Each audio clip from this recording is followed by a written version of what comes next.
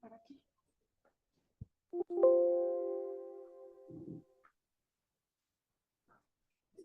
Con esto se puede mover las... Adelante.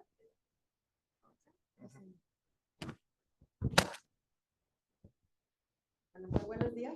Vamos a dar inicio a nuestra sesión general. El día de hoy nos acompaña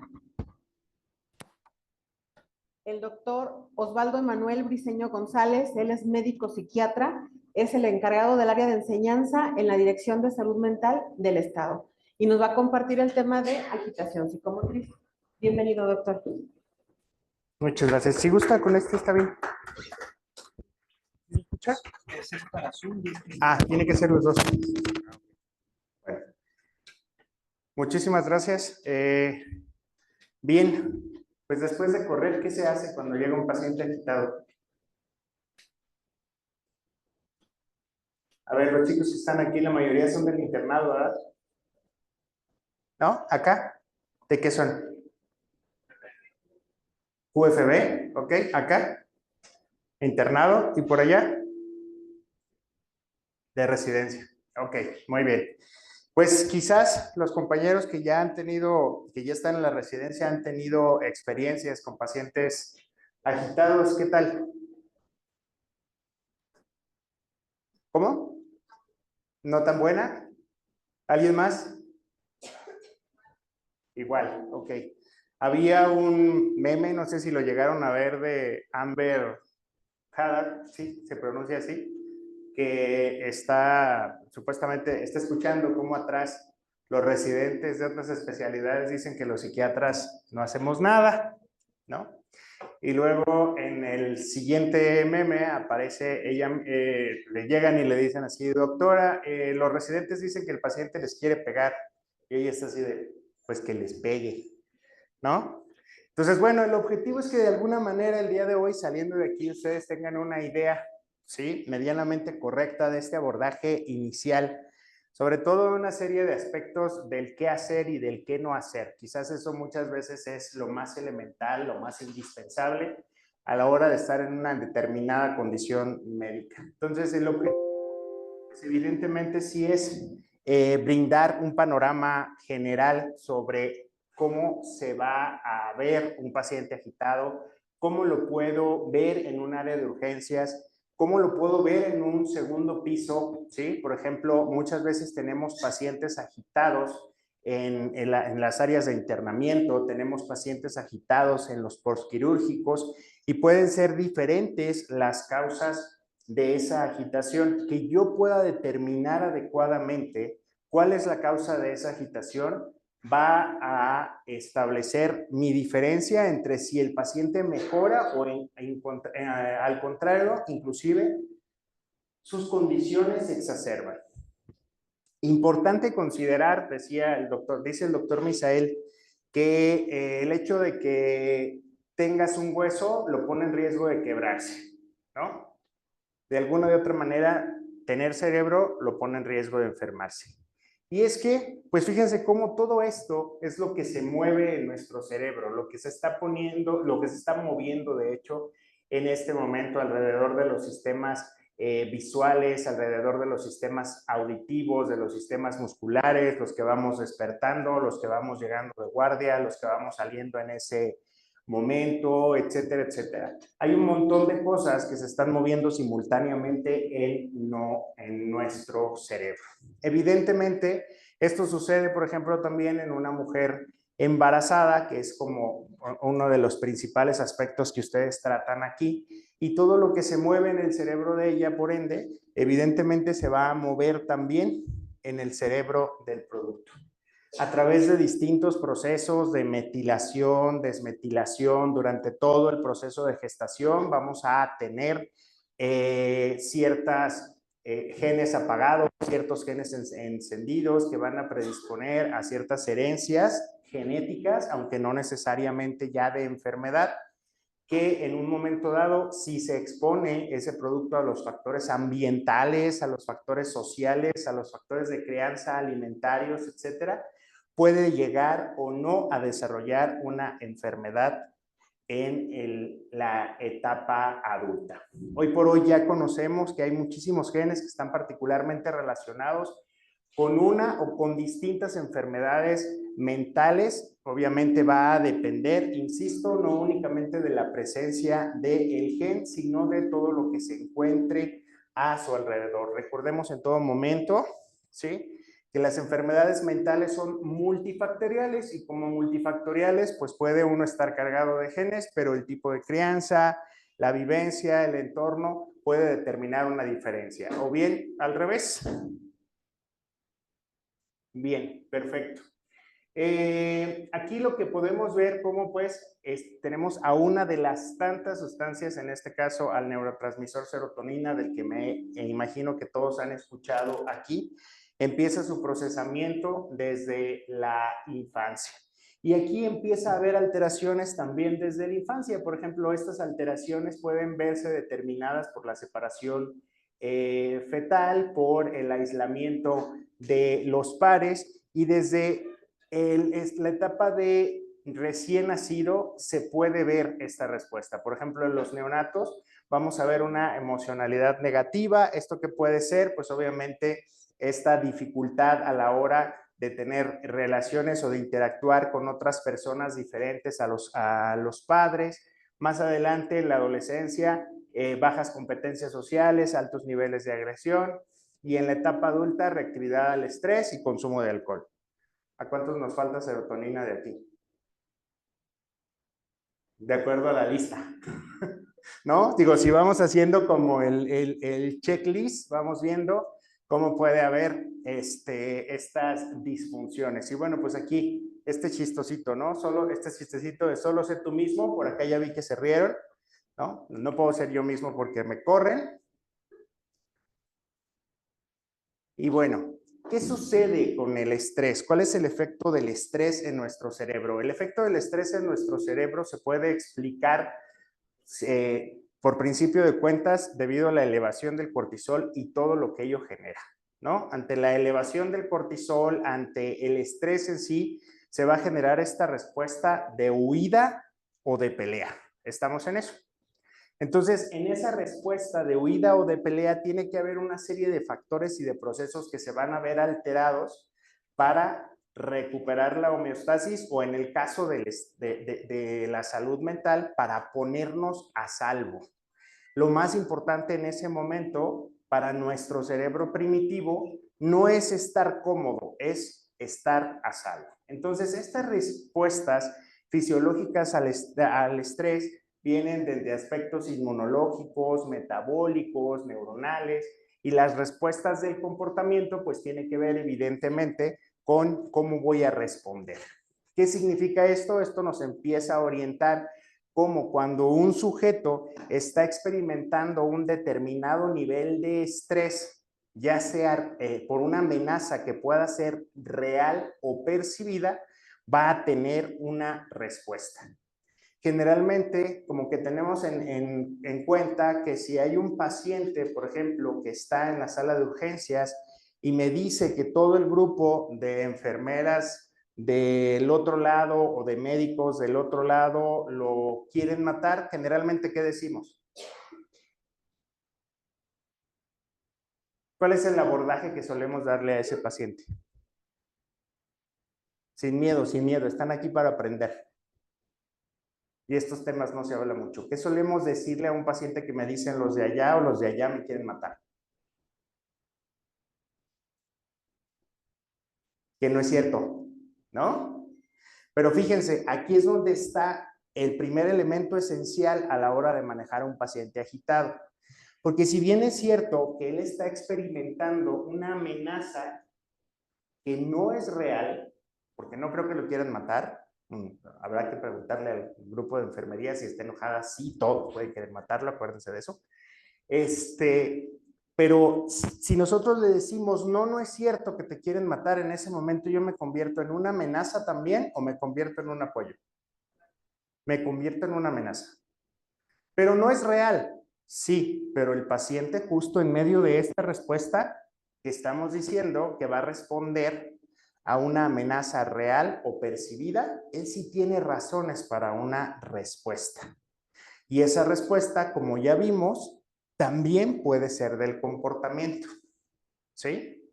El estrés fisiológico de un posquirúrgico, ¿no?, pone a cualquiera de nosotros en un estado de amenaza. ¿Sale? Entonces, tenemos ese estrés fisiológico en un posquirúrgico, tenemos el estrés emocional que causa en sí una cirugía y tenemos una serie de desregulaciones neuroquímicas secundarias al propio proceso de enfermedad y a la anestesia. Pues es el caldo de cultivo perfecto para que nosotros tengamos pacientes, ¿no?, agitados en un posquirúrgico. ¿Cierto? Para que tengamos pacientes agitados en una sala de terapia intensiva. ¿Sale? ¿Hasta aquí vamos claros? ¿Sí? Lo vamos dejando aquí. Susceptibilidad previa, episodios de estrés. Ese episodio de estrés puede ser emocional, puede ser fisiológico, puede ser mecánico, ¿no? Porque ahí vamos a ir sumando cosas, ahorita vamos a ver por qué, etcétera, etcétera. El paciente está percibiendo una amenaza que puede ser real o percibida y el paciente va a responder en ese intento de sobrevivir, porque eso es lo que hace nuestro cerebro cuando responde al estrés. Estrés entendido como lo entendemos nosotros, no de la manera coloquial. ¿De acuerdo? Bien. ¿Qué sucede, por ejemplo, en estados inflamatorios, estados infecciosos? Uno de los principales ejemplos, pues, que podemos poner hoy en día con respecto a estados infecciosos fue lo que sucedió en el tema del COVID-19. La afectación del COVID-19, la especificidad de este tipo de virus por sistema nervioso central, la desregulación que simultáneamente estaban causando los factores sociales como el encierro, el aislamiento, predispuso, ¿sí?, a que los cuadros de pacientes de COVID con estrés, con antecedentes inclusive de episodios depresivos y demás, se vivieran o fueran todavía mucho más fuertes, ¿sí? Técnicamente, por ejemplo, el estado de diabetes, obesidad, al ser enfermedades proinflamatorias que ya representaban como tal una inflamación preexistente a la que le llegaban las descargas de citocina, de citocinas de la propia infección, pues tuvieran un agravamiento todavía mucho mayor, ¿sí? Y eso se supercomprobó. Igual con las alteraciones del ciclo sueño-vigilia. Tenemos el delirium. ¿Quién lo ha escuchado? ¿Qué es el delirium? ¿Nadie?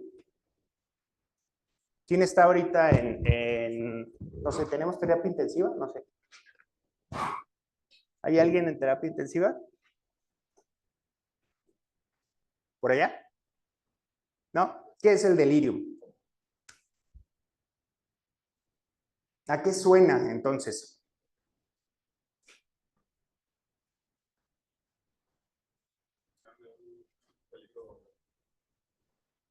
Ok, bien, ese es justo, qué bueno que lo pones. Esa es la primera diferenciación que tenemos que hacer entre lo que es la palabra delirio y la palabra delirio. ¿Sí? El delirio es en sí una entidad. El delirio es un síntoma.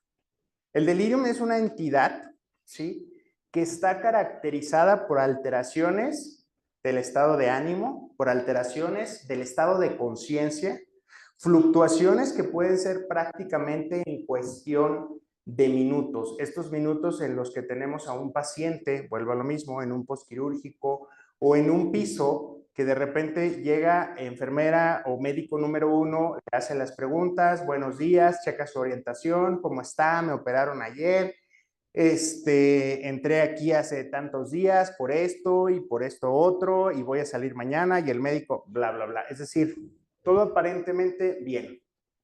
Y literal, 3 doritos después, entra enfermera 2 o médico 2 y el paciente se está levantando y se está queriendo en un momento dado arrancar la solución y se está queriendo parar de su cama y no está teniendo en consideración todos los cuidados, etcétera, porque él dice, yo ya me tengo que ir porque ahorita me tengo que ir a trabajar. ¿Sí? Es decir, vamos a ver una desorganización de su comportamiento, vamos a ver una desorganización de su pensamiento, vamos a tener estas fluctuaciones en su estado de alerta porque 3 doritos después podemos regresar y ver a ese paciente que responde solo parcialmente a las preguntas que le está haciendo el médico o la enfermera 3. ¿Sí, sí me doy a entender? ¿Les cuadra? ¿Han visto pacientes así? La típica, ¿no? Pero si yo te lo dejé bien, pero si hace rato que yo fui, me contestó bien, ¿no? Pero si hace un momento estaba dormido, etcétera, etcétera, ¿sí? Entonces, ¿qué es lo que puede causar un delirio? Volvemos a lo mismo. Situaciones que tienen que ver con edad avanzada, con demencia, bajos niveles educacionales, fragilidad, ¿sí? Datos de depresión, de abuso de abuso de drogas ilícitas o benzodiazepinas, etcétera. ¿En quiénes vemos comúnmente en casa los deliriums? ¿Quién de ustedes no tiene un abuelito que se pone mal en la noche? ¿O no ha escuchado de un abuelito que se pone mal en la noche? ¿Sí? De hecho, a ese dato se le llama síndrome de la puesta de sol. ¿Sí? ¿Podemos ver si el que está ahí dormido está en delirio? No, sí está despierto. Hola, buenos días. Es nada más para despertar, no estamos molestos. Pero bueno, esa es una característica entonces, el delirium lo podemos también encontrar en, por ejemplo, ancianitos, por esos estados de fragilidad, desequilibrios hidroelectrolíticos.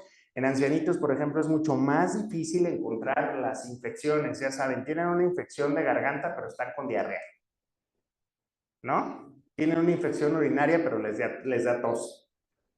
¿Sí? Entonces, es muy confuso y muchas veces, pues solo escuchamos, ¿no? Ay, es que en la noche se pone muy necio y luego en la noche se levanta y se quiere salir de la casa y luego hay unas noches en que sí está así, pero otras noches en que duerme bien toda la noche, etcétera, ¿no? Hay esas fluctuaciones. ¿Han escuchado esas historias? Esos pacientes suelen estar en un estado de delirio. ¿Cuáles son las causas de delirium? Las causas de delirium pueden ser muchas. Deshidratación, por ejemplo, si nos vamos al medio extrahospitalario, podríamos tener deshidratación, podríamos tener infecciones. El niño está delirando porque tiene fiebre, eso es delirium. ¿Sí me explico? Lo más frecuente es que eso sea delirio. ¿Qué nos sugiere un delirium? Un delirium nos sugiere una enfermedad subyacente que tiene que ser atendida médicamente porque puede ser una condición grave. Y la principal manifestación del delirium, o por lo menos la más evidente en un inicio, puede ser un estado de agitación psicomotriz, ¿no? Y una fluctuación constante, tanto del estado de conciencia como de pensamiento o de comportamiento. ¿De acuerdo? Acompañado de desorientación, acompañado de otros elementos como lo que estamos viendo. A veces es relativamente sencillo identificar la causa. Por ejemplo, el paciente que tiene fiebre, pues podemos decir relativamente rápidamente o en una primera instancia, ¿sí? Que probablemente esté en delirio. ¿Sale? Si nos quedamos en un elemento básico, aquí está. El delirio, ¿cómo te llamas? ¿Cómo? Ricardo, el delirio, Ricardo, puede ser parte del delirio. ¿Sí? Así como el delirio también puede ser parte de un síndrome psicótico que vamos a ver más adelante. Pero aquí es donde va a estar, ¿sí? Esa diferencia. Si yo trato un delirium como trataría a un paciente psicótico que llega psicótico con nosotros por consumo de sustancias, ¿qué creen que pase?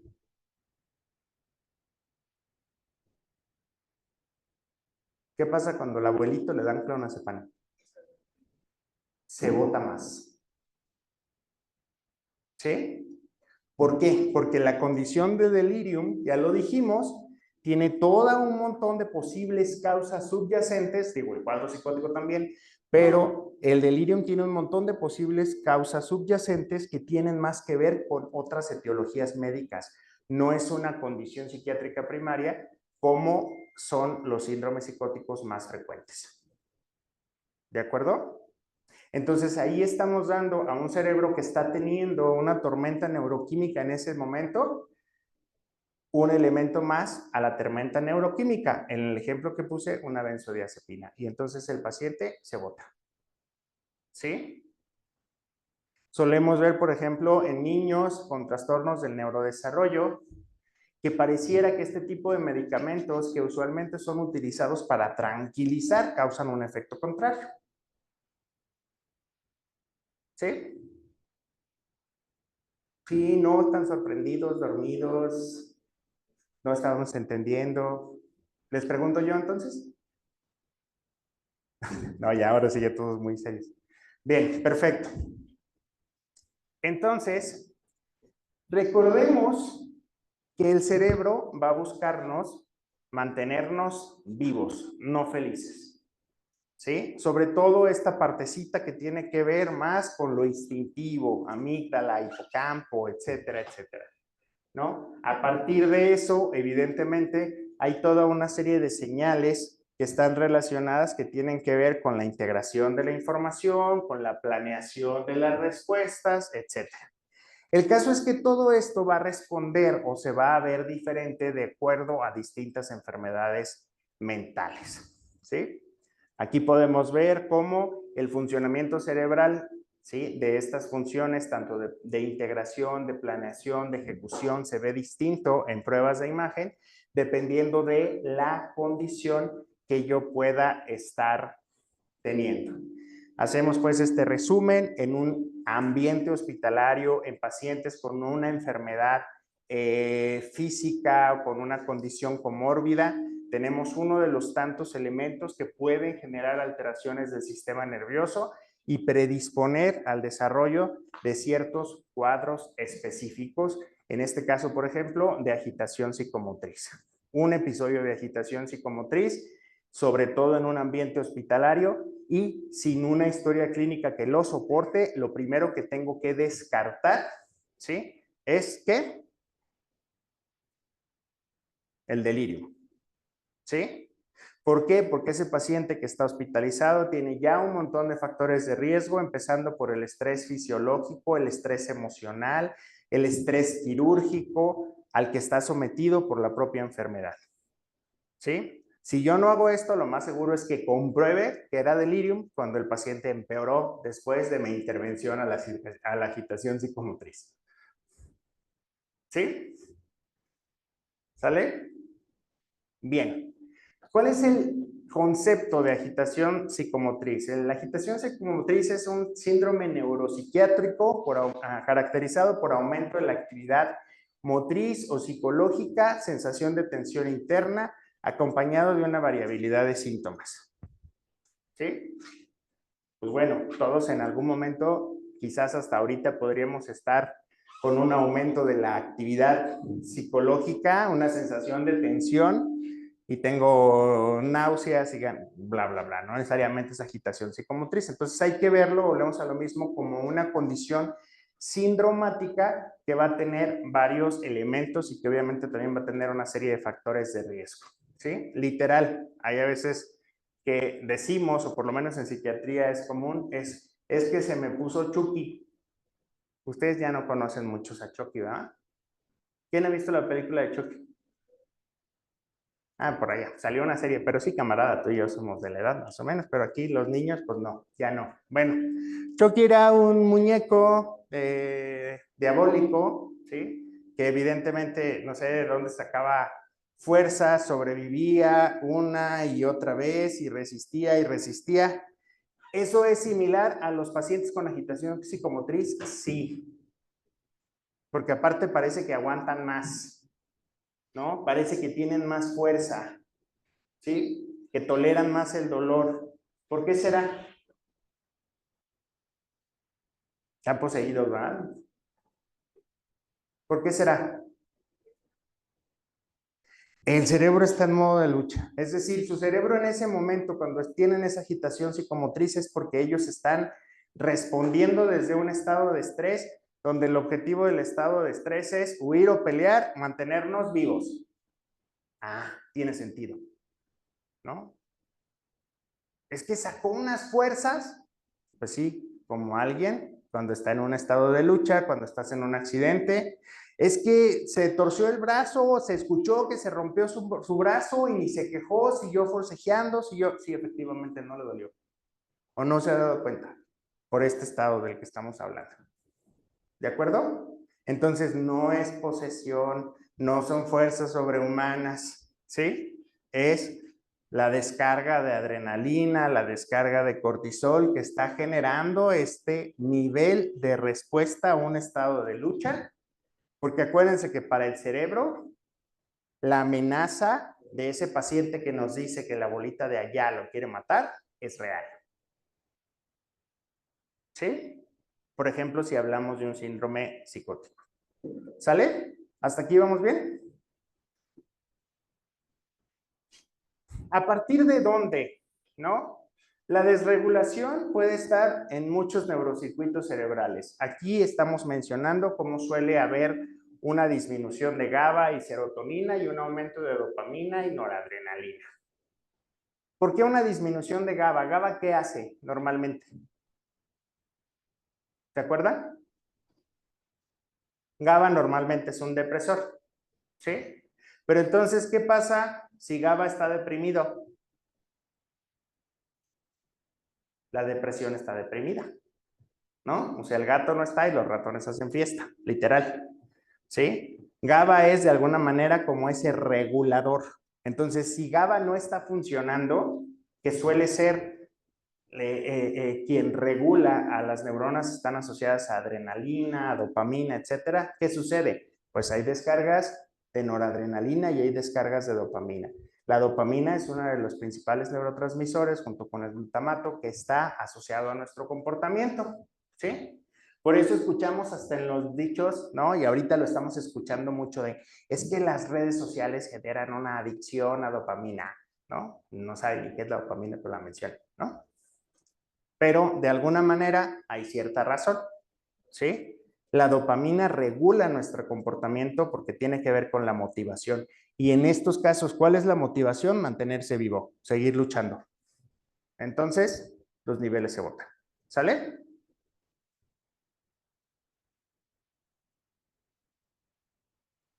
¿Cuáles pueden ser las causas? En las causas médicas, lo veníamos mencionando, el delirium puede ser una causa médica de agitación psicomotriz, ¿sí? Pero acuérdense, la agitación psicomotriz es un síndrome neuropsiquiátrico que puede tener muchas causas y muchas manifestaciones. Entonces, la causa puede ser delirium. Ya dijimos, las alteraciones neurocognitivas también pueden ser, ¿sí?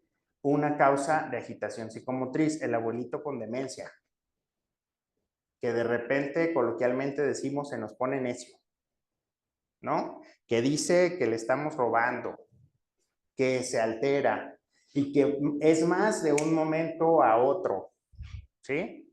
Ahí el diagnóstico entre delirium y las características propias de la alteración neurocognitiva se vuelven un diagnóstico que tiene que ser sumamente fino, ¿no?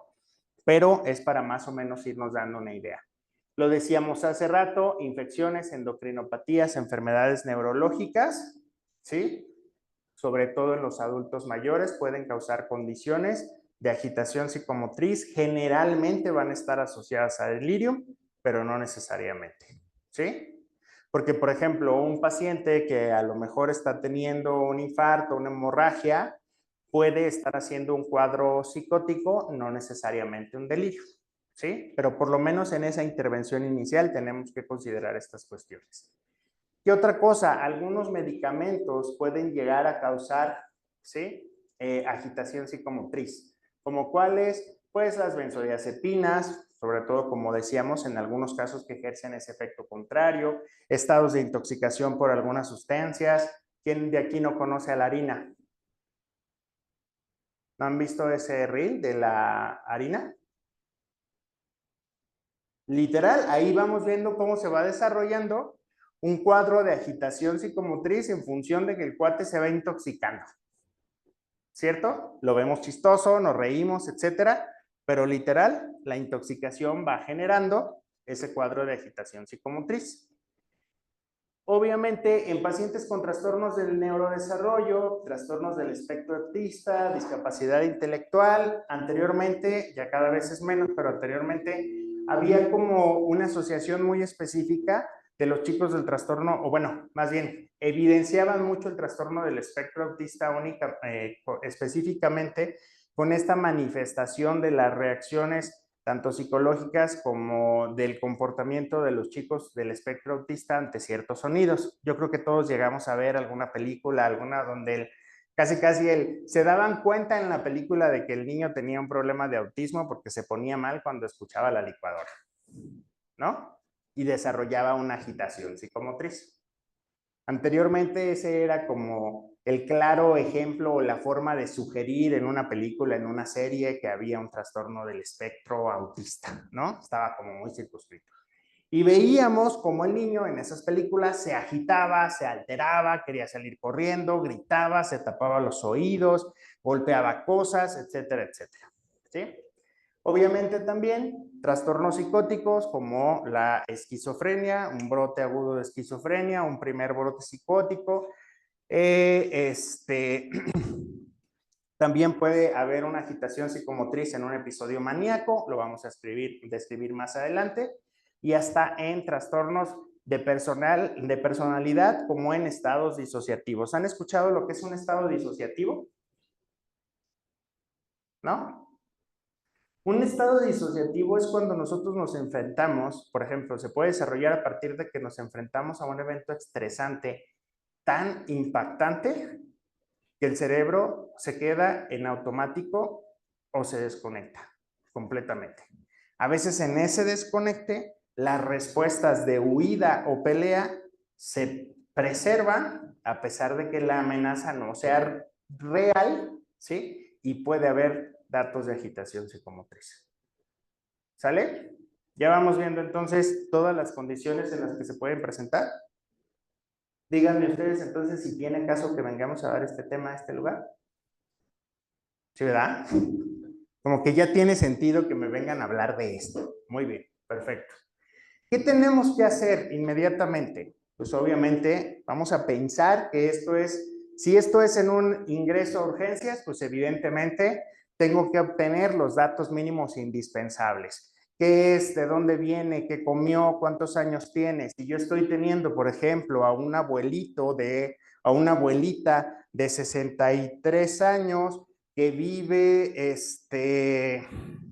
en el cerro de no sé dónde, que la traen en la ambulancia, que sí llega ahorita en estado de urgencias, pero que dicen que en la ambulancia venía bien, pero que ya tenía días que se estaba portando muy rara y en esos días que se estaba portando muy rara había dejado de comer, como que no estaba durmiendo bien, había estado vomitando. ¿En qué voy a pensar?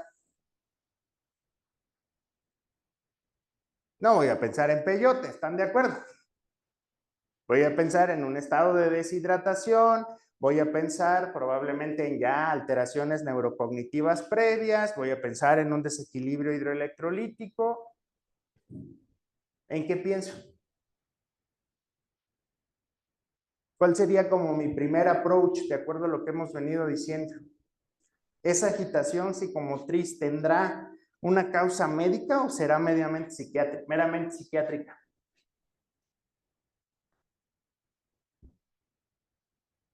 ¿No? Inténtenlo.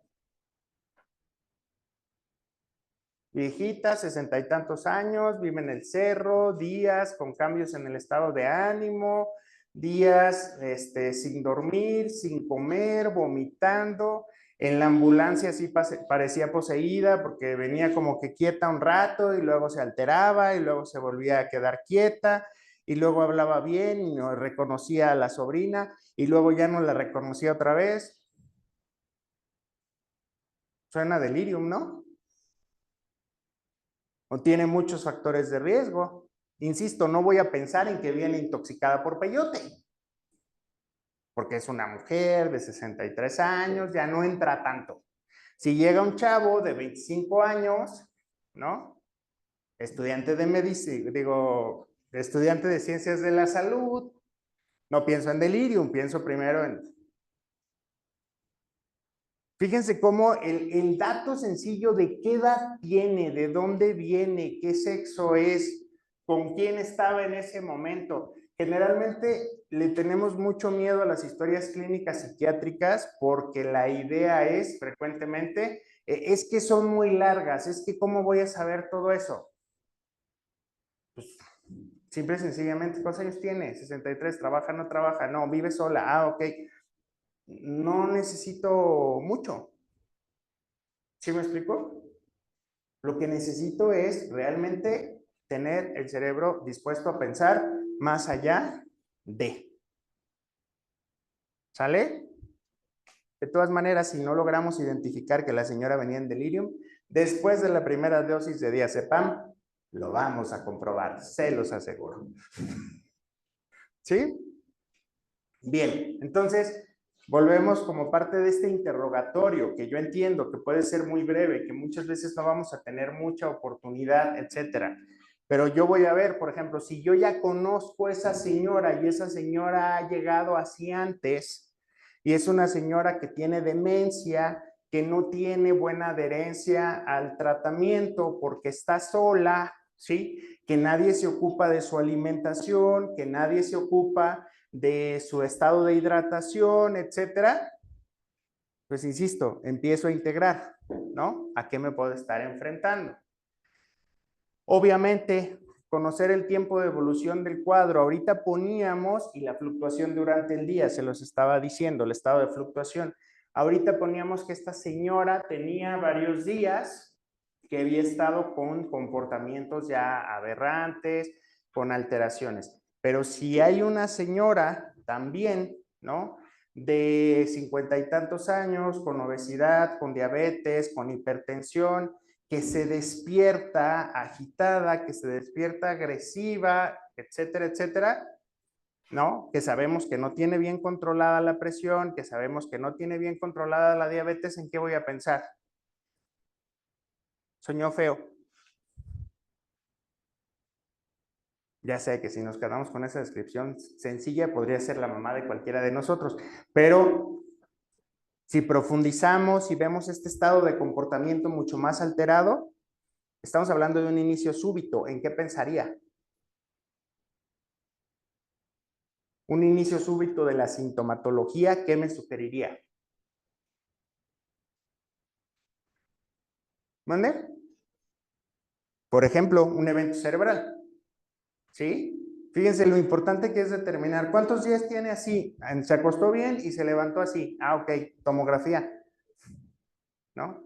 ¿Cuántos días tiene así? No, pues es que ya la llevamos con el doctor, nos habían dicho que tenía demencia, es difícil de cuidar, toda su familia vive en los Estados Unidos, le dieron medicamento, pues entre las vecinas y la otra acompañante intentamos dárselo, etcétera, pero no siempre se lo toma, le llevamos comida y nos dice, a veces nos dice que sí, se la come y otras veces nos dice que la queremos envenenar. ¿Cuánto me tomó decir esto? Un minuto.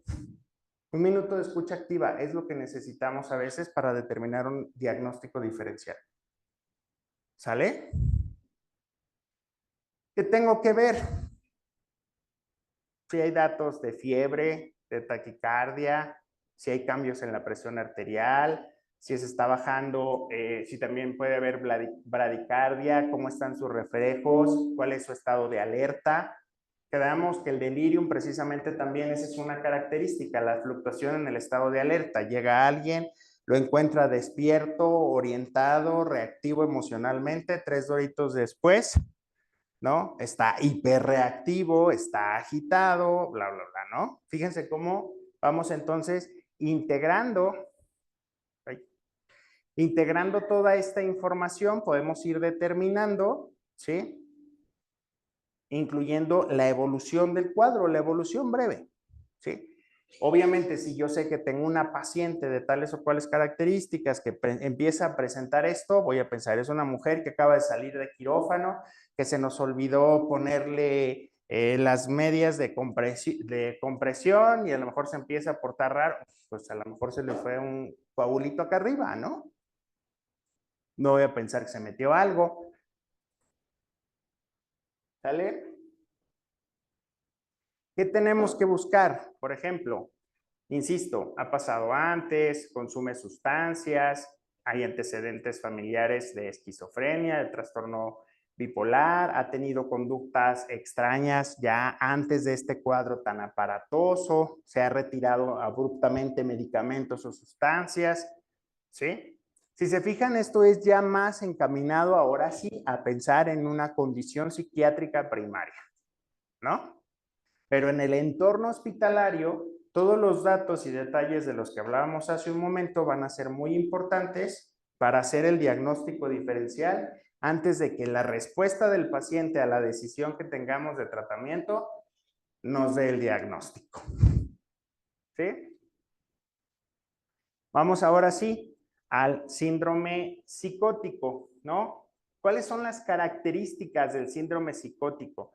Alteración del curso del pensamiento, alteración de la sensopercepción, alteración del contenido del pensamiento. Por ejemplo, el contenido del pensamiento, ¿sí? En el contenido del pensamiento podemos encontrar los delirios de los que estábamos hablando, ¿sí?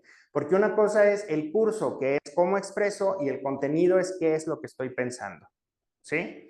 El curso del pensamiento suele ser acelerado en los pacientes con síndrome psicótico. Suelen hablar rápido, suelen hablar entrecortado, se suelen confundir, suelen estar volteando constantemente. Entonces, los estados estos estados de hipervigilancia condicionan a que haya realmente una poca atención en ocasiones, ¿sí? Obviamente puede haber una desorganización de la conducta. ¿Y por qué es una desorganización de la conducta? Porque el comportamiento en estos casos suele ser inapropiados.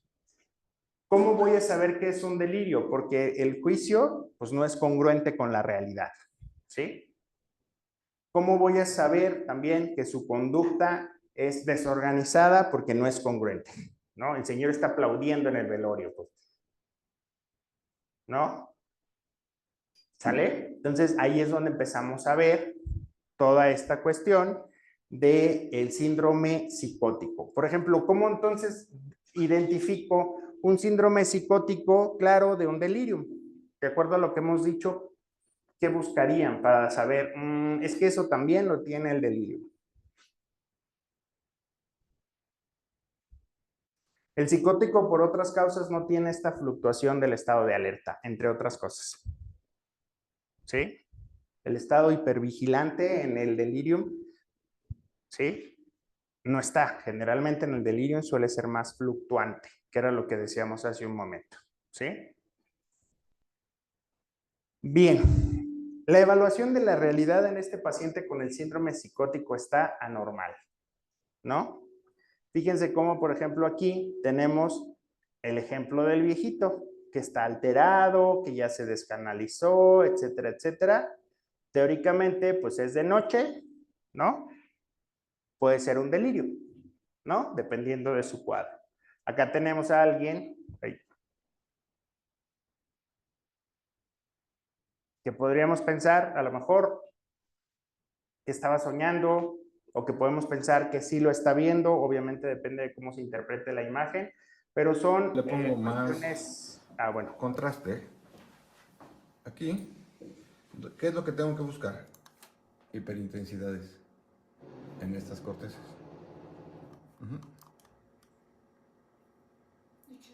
Sí, ves la diferencia. Estas son hiperintensidades en el flare. No se escucha muy bien, pero este es un muy pequeño approach sobre cómo las pruebas de imagen también nos pueden sugerir de alguna manera una u otra condición. Otro de lo que mencionábamos es el trastorno bipolar, especialmente los episodios maníacos. ¿Sabemos qué es un episodio maníaco? Bueno, ¿hemos sabido hablar del trastorno bipolar? ¿Qué es el trastorno bipolar? ¿A quién de aquí le han dicho bipolar? Acá no dijo nada, pero se escondió. ¿A quién le he dicho bipolar de aquí? Hay una confusión muy grande con el término coloquial cuando se habla coloquialmente del bipolar, porque le dicen bipolar a alguien que tiene cambios bruscos en el estado de ánimo casi de un momento a otro. Eso no es una bipolaridad, ¿no? El trastorno bipolar es un trastorno que se caracteriza por la presencia de episodios depresivos, entendiendo que un episodio depresivo es un episodio de 15 o más días con una baja, con un bajo estado de ánimo, con un estado de ánimo irritable, con cambios en general en el estado de ánimo, con poca disponibilidad para hacer cosas, con poca o nula disponibilidad para disfrutar cosas, que se acompaña de otras tantas alteraciones, cambios en el sueño, cambios en el apetito, ideas de desesperanza, etcétera. Pero es un estado permanente de 15 días. ¿Sí? Así es como nosotros podemos identificar una depresión, porque todos podemos estar tristes, todos podemos estar irritables, 1 o 2 días, etcétera, pero si esto permanece y esto norma y dicta nuestro funcionamiento, ahí estamos hablando de un episodio depresivo. El episodio maníaco, ¿sí?, se caracteriza por un humor normalmente elevado. Es aquella persona que está muy contenta aparentemente, o que está muy acelerada, o que tiene muchas ideas, o que quiere hacer muchas cosas simultáneamente, que tiene esta idea de grandiosidad, es decir, yo lo puedo hacer, yo lo puedo resolver, yo soy especial, nadie puede hacer estas cosas como yo las hago, etcétera, etcétera. Y va a estar acompañado de otra sintomatología, como puede ser esta habla rápida. Hay una condición que nosotros llamamos fuga de ideas, es decir, está hablando de una cosa, pero no termina de decirla, la corta y enseguida ya habla de otra, ¿sí? Y hay una característica, por ejemplo, en los casos de los episodios maníacos, que son los delirios mesiánicos. Yo vengo a salvar al mundo, ¿sí? Por poner un ejemplo. Este delirio mesiánico, bueno, ya nos habla de un síndrome psicótico, ¿sí? Porque en ese yo vengo a salvar al mundo, él te está diciendo, no me pongas nada de medicamentos, o te puedo decir, ok, yo puedo hacer que ese medicamento que tú me estás poniendo en la vena sea suficiente con que yo me lo tome, y como yo soy tan especial, me va a hacer el mismo efecto.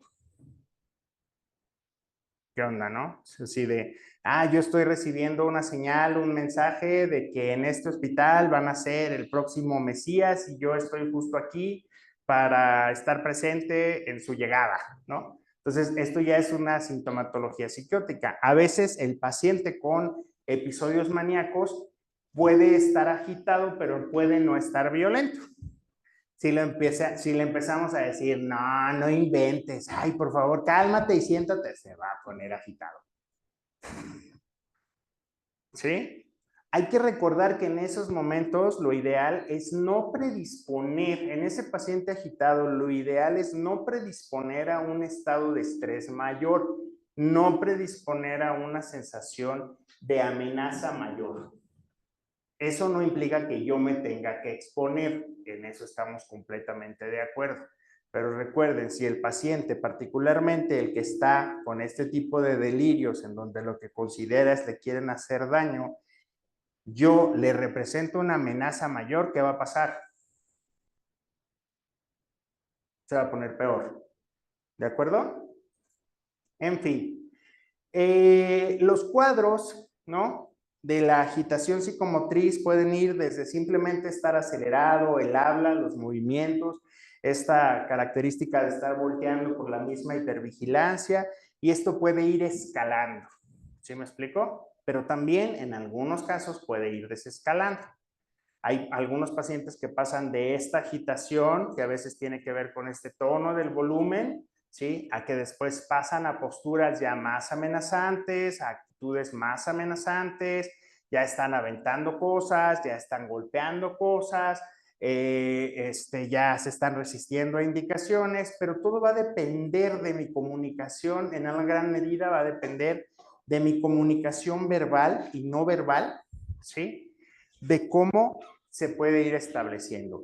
Hay escalas de medición de los estados de agitación, por ejemplo, el BARS, Behavioral Activity Rating Scale, que obviamente va evaluando lo que les estoy comentando, cómo puede ir subiendo. En ocasiones, obviamente, no da para poner una escala, sobre todo si es un paciente que va llegando intoxicado, etcétera, aunque a veces si ya la tenemos un poco en la mente, pues ya puedo ir yo generando mi propia evaluación de la escala, como genero una evaluación de la escala de Glasgow, que tiene que ser inmediata cuando yo recojo a un paciente en determinadas condiciones, ¿sí? Si realmente la agitación, ¿no? Si el paciente no está agitado, podemos encontrar a alguien con cierta inquietud psicomotriz que se está moviendo, pero no hay una agitación.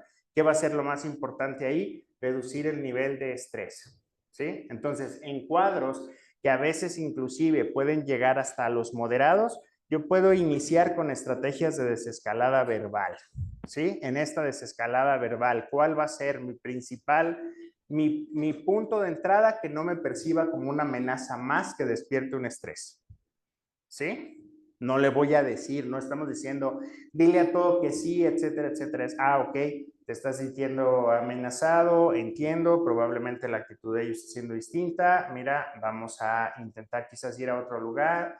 ¿Te sientes más cómodo aquí? ¿Podemos continuar hablando? No, no quiero hablar contigo. Párale, ¿no?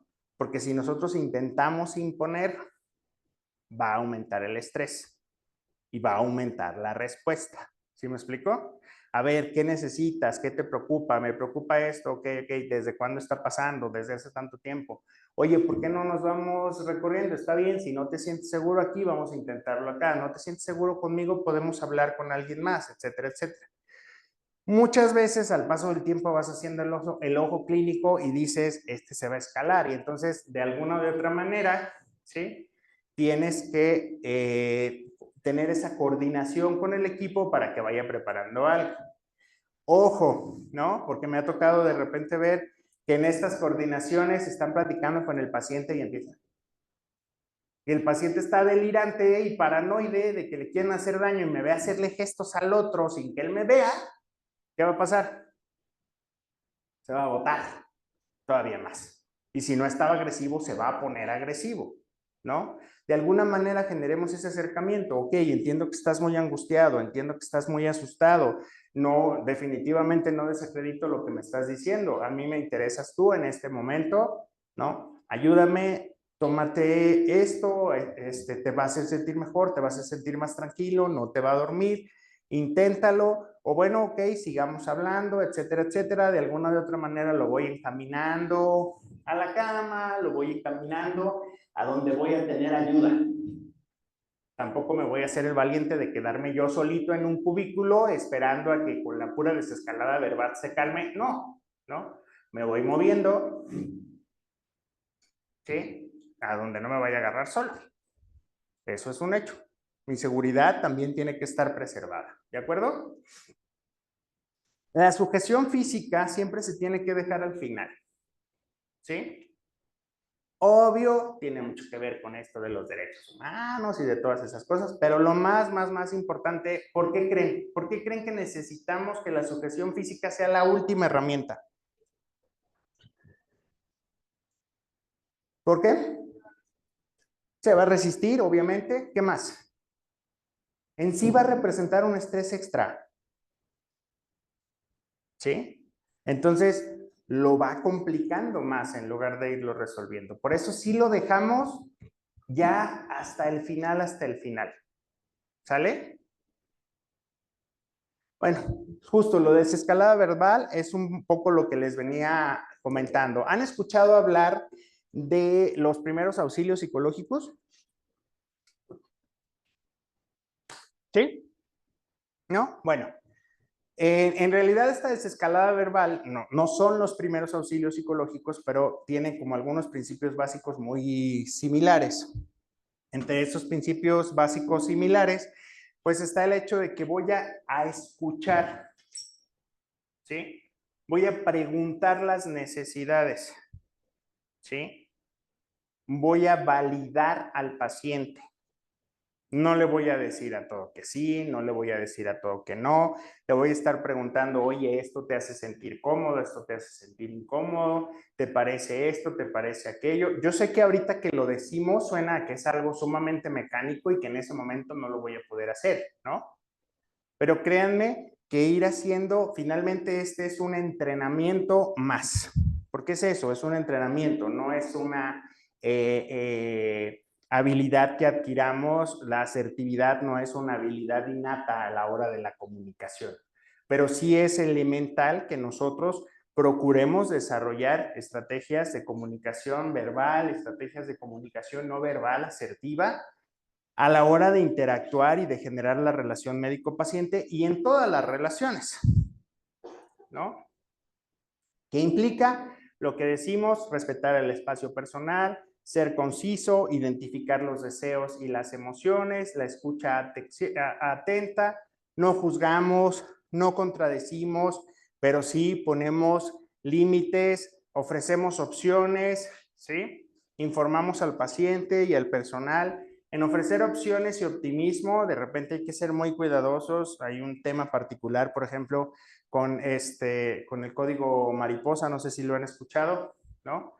Que de repente sí, con toda la buena intención del mundo, a la mamá que acaba de perder un bebé le dicen, pero vas a tener más. Eso no es optimismo, ¿sí? O sea, hay que tener mucho cuidado con qué cosas son las que vamos a decir, ¿sí? Obviamente, como ya dijimos, tenemos que estar buscando el apoyo de los compañeros. No vamos a hacernos los valientes, ¿sale? ¿Cuál es el manejo? Pues obviamente dependiendo de los cuadros que yo vaya identificando. En casos de delirium, lo peor que podemos hacer, ¿sí? Es dar una benzodiazepina. Nada de clona, nada de diazepam. Si nosotros ya identificamos que el paciente puede tener una causa subyacente del cuadro que está presentando en ese momento, es muy probable que sea delirium y mejor me voy a guardar las opciones de las benzodiazepinas para el final. ¿Sí? Bien, generalmente necesitamos utilizar un solo medicamento para el manejo, ¿no? Porque luego de repente es chile, mole, pozole y a ver con qué cae, ¿no? Y es muy importante que mantengamos como una coherencia y una congruencia. Evidentemente tenemos que buscar aquellos que hayan menos interacciones, sobre todo cuando nosotros estamos en un ambiente hospitalario. Porque aparte de todo, siempre le van a echar la culpa al fármaco de psiquiatría, ¿no? Entonces, hay que buscar, ¿no? Ser muy cautelosos con eso. Generalmente nosotros utilizamos los antipsicóticos. De los antipsicóticos, pues tenemos a los de primera generación, la segunda generación. No me voy a ir como a contarles de tantos, porque aparte creo que ya me tardé de más. ¿Cuánto tiempo me queda? ¿O cuánto tiempo llevo ya de más? ¿Ya? Ok, bueno. Habitualmente tenemos el haloperidol, tenemos la olanzapina y tenemos la quetiapina disponibles. ¿Qué tenemos que cuidar cuando nosotros vamos a manejar el haloperidol en un paciente, ¿sí? Con delirium o inclusive en un paciente con un síndrome psicótico por una intoxicación? Lo ideal sería que tomáramos un electrocardiograma y definiéramos lo que denominamos intervalo QT.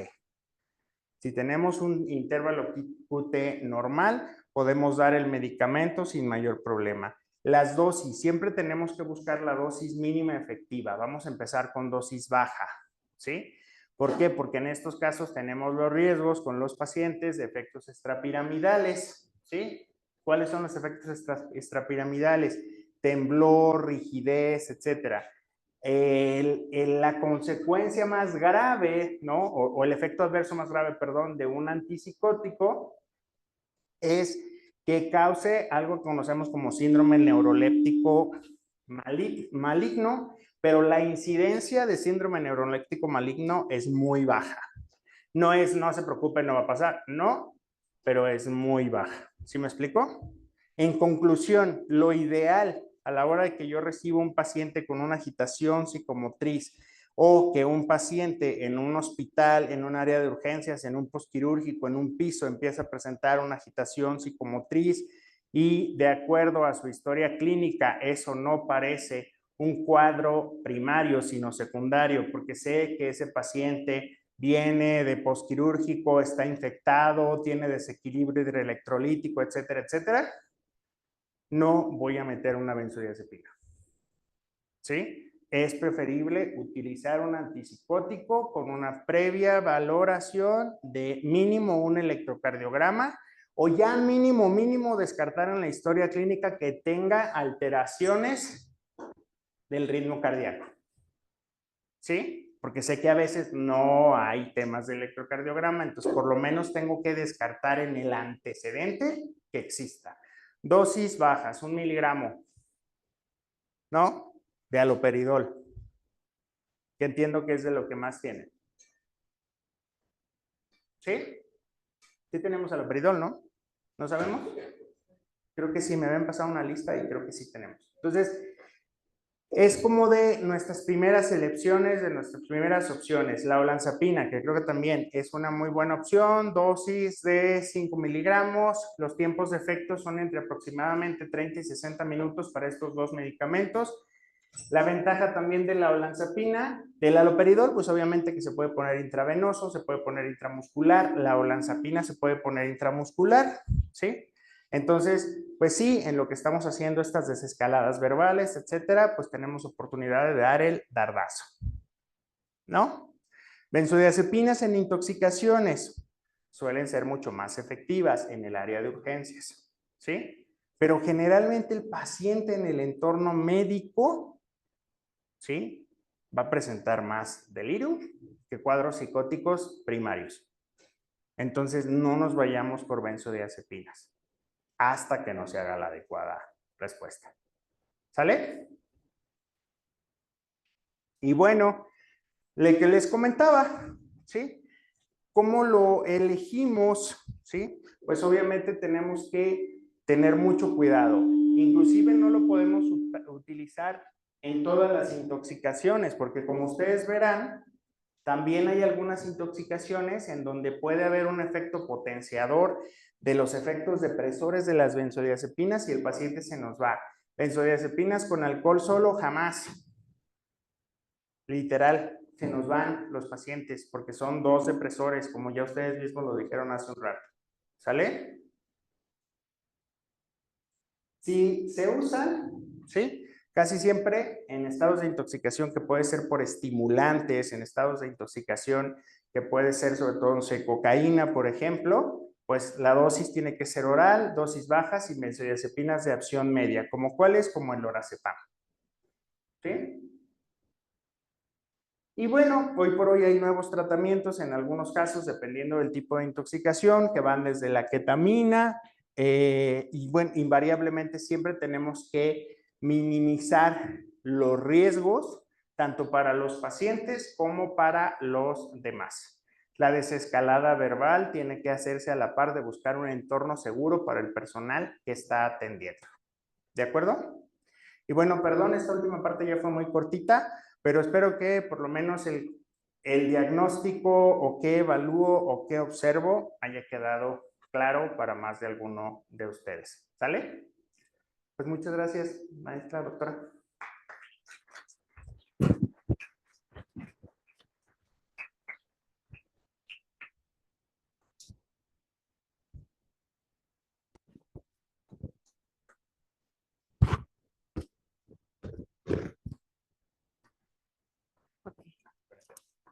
¿Preguntas o comentarios? Bueno, pues estuvo muy interesante la plática, doctor, y me queda muy claro que es importantísimo hacer una buena interrogación, profundizar en la historia clínica para no estar inventando, hacer llegar a un buen diagnóstico, porque de eso va a depender el manejo adecuado y el pronóstico de nuestros pacientes. Sí, adelantarnos, porque les digo, si no, el tratamiento que le demos a ese paciente nos va a dar el diagnóstico no de la mejor manera. Y evitaríamos sorpresas con el tratamiento. Bueno, pues no me queda más que agradecer su participación y hago entrega de la constancia. Gracias. Sí, gracias, doctor.